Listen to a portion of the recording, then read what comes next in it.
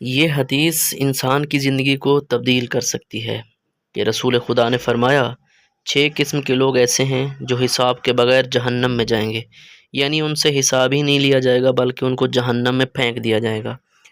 پہلا ہے امیر، ظلم کی وجہ سے، ہو سکتا ہے وہ سود کھاتا ہو یا کوئی اور ظلم۔ دوسرا عرب، تعصب کی وجہ سے کہ ہم ہی سب سے برتر ہیں۔